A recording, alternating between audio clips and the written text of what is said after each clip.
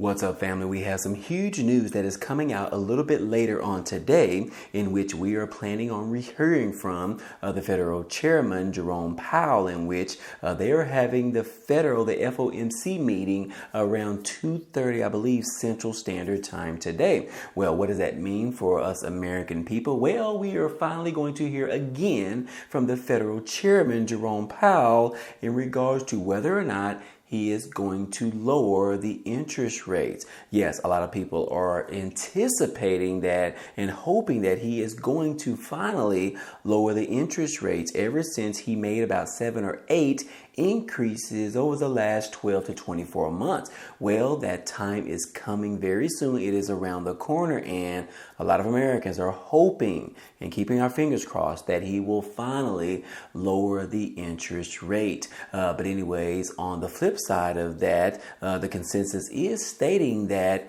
he is expected to keep the key interest rates at the current levels right now, as inflation is still teetering a little bit high. Yes, the pace of price increases on an annual basis, as measured by the Consumer Price Index, or better known as the CPI, has stalled a little bit more than 3% over the past 9 months. And if you haven't noticed, the interest rates have actually been going up just a little bit more. Now, I am referring to the interest rates in regards to purchasing homes in this country, but overall, the interest rates kind of play a significant role as far as the economy goes, whether or not we are doing good, whether or not we are doing bad, or whether or not we are just barely staying afloat. But anyways, the Federal Reserve is widely expected to keep its federal funds interest rates unchanged at about 5.5% this week today, as it continues to fight persistent inflation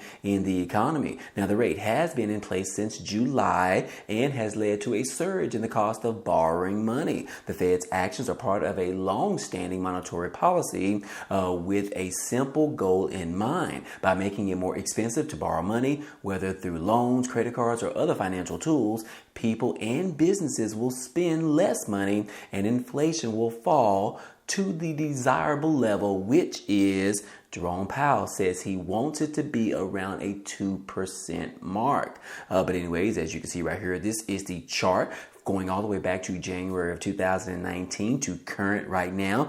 This is the CPI data, or the Consumer Price Index, and we can kind of see how it has changed over the last year or so. But still, you can see that it is far much higher than it was back in January of 2019. But anyways, we will hear from him later on today, and hopefully we will get surprising news in regards to lowering the interest rates. But again, the consensus is that he will keep them exactly where they are. Anyways, guys, we will continue to fight these struggles right now. And to touch on that subject a little bit more, we just received new data in regards to this information right here that says that 56% of Americans can't afford a $1,000 emergency expense. Yes, we all know in regards to financial literacy that you should be saving money into an emergency fund just in case something happens. Now, again, that emergency fund needs to include at least between 3 to 6 months of expenses. But this particular article right here is talking about as minimum as $1,000. A lot of people mortgages or their rent payments are more than $1,000, which goes to show you that a lot of people are living paycheck to paycheck. That is not a way to go, because if you lose your job and you are down one paycheck, you could potentially get behind on your mortgage payments or your rent payments. So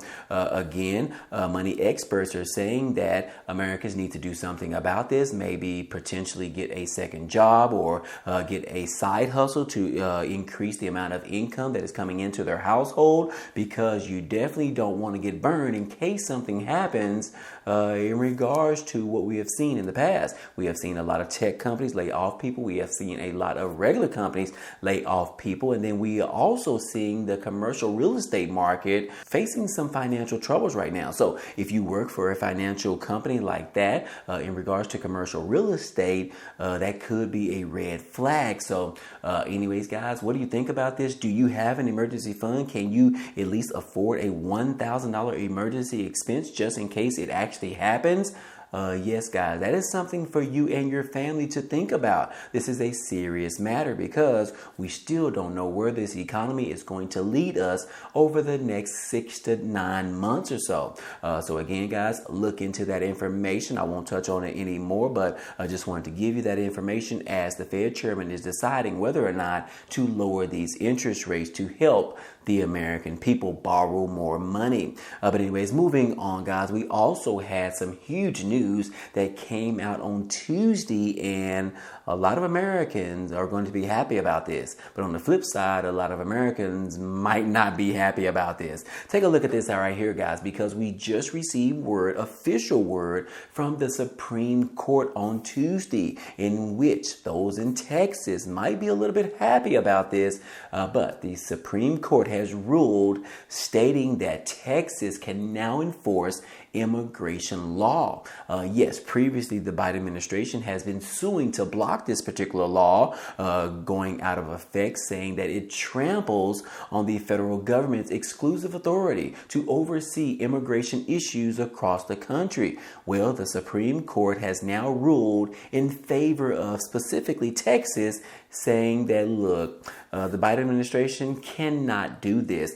Texas needs to be able to make this decision in regards to the immigration laws and the issues that are going on crossing over into the southern border. And now it is ruling in favor of Texas. Yes, guys, the Supreme Court on Tuesday allowed Texas to enforce, for now, a contentious new law that gives local police the power to arrest migrants. The conservative majority court, with 3 liberal justices, rejected an emergency request by the Biden administration, which said states have no authority to legitimize on immigration, an issue the federal government has sole authority of. That means the law can go into effect while litigation continues in the lower courts. It could be blocked at a later date, but for right now, this is a huge win for the Texas Governor Greg Abbott, as well as the American people that live in Texas and also its bordering states as well. Yes, we just received word from the Texas Governor Greg Abbott,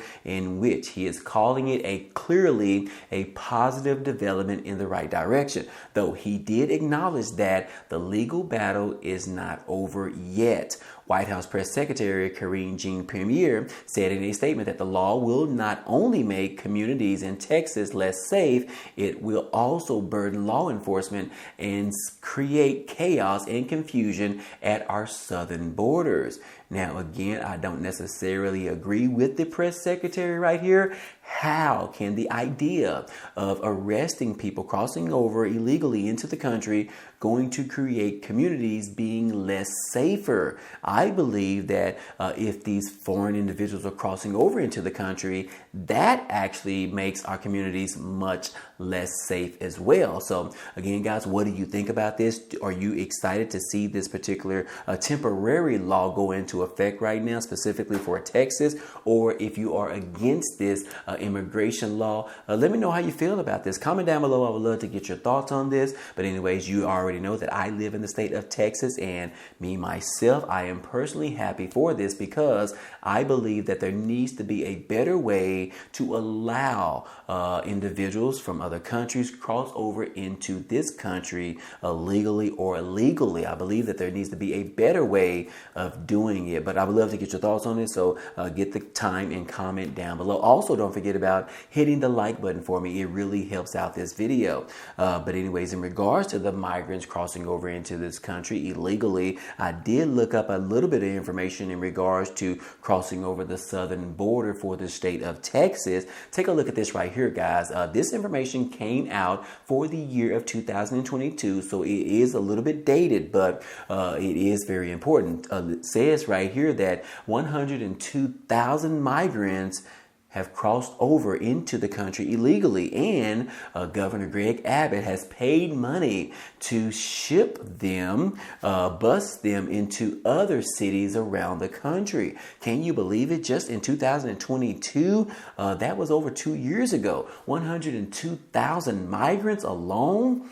Guys, that is a lot. But take a look at this other piece of information right here. It says that Texas has spent over $148 million busing migrants since 2022. Yes, I'm assuming that is from 2022 to right now. That means additional migrants have been bused into sanctuary cities. But anyways, that is a staggering number if you just think about it. $148 million. And I would only expect that that number is probably much higher than it is right there. And that is specifically referring to busing them. What about the ones that are actually still in the state of Texas and we are paying for different types of services or even holding them in jail cells? That money is also being spent in the state of Texas as well. So anyways, guys, I just thought that particular statistic or just information around it was helpful for those of you that are just thinking about us living in the state of Texas. But anyways, guys, what do you think about that? $148 million. That is not a little bit of chump change, guys. But if you just compare that to the amount of money that has been sent for the war in Ukraine, it is nowhere near that. But anyways, guys, hey, I hope that information was helpful to you today. If you get a chance, don't forget about hitting the like button on this video. It really helps out this channel as well. And then also, if you haven't already, take the time to subscribe to this channel. I would really appreciate it. But outside of that, I hope to see you guys on the next video.